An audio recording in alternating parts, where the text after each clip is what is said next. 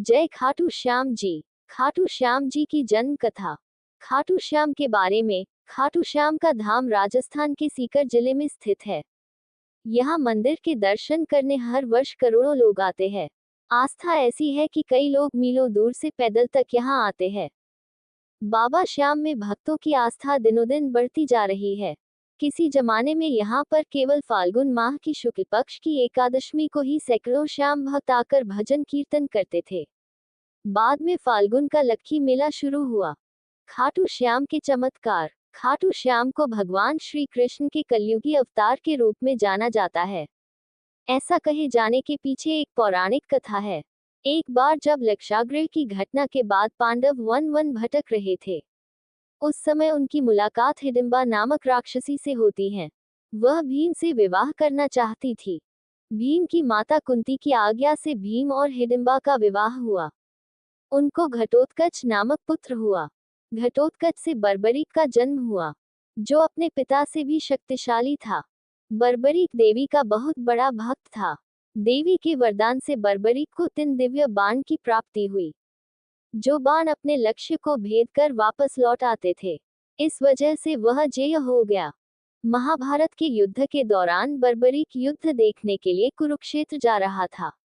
श्री कृष्ण जानते थे कि अगर बर्बरीक इस युद्ध में शामिल हो गया तो युद्ध का परिणाम पांडवों के विरुद्ध में होगा। बर्बरीक को रोकने के लिए श्री कृष्ण ने ब्राह्मण का रूप लिया और पूछा कि तुम कौन हो और कुरुक्षेत्र क्यों जा रहे हो।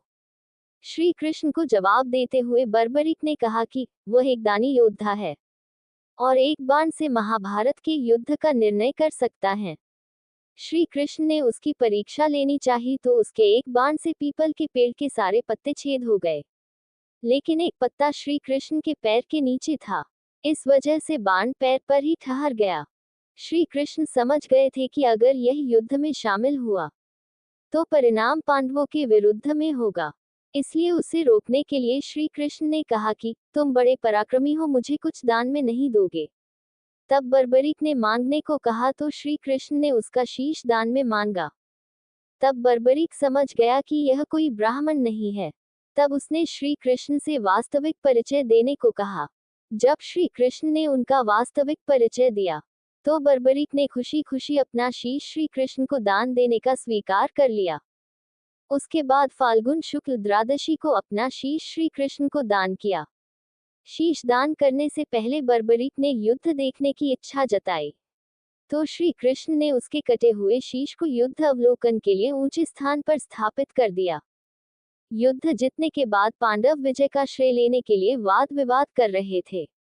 तब श्री कृष्ण ने कहा कि इसका निर्णय बर्बरीक का कटा हुआ शीश करेगा।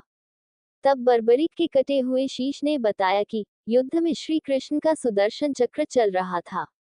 इस वजह से कटे हुए वृक्ष की तरह योद्धा रणभूमि में गिर रहे थे और द्रौपदी महाकाली के रूप में योद्धाओं का रक्तपान कर रही थी।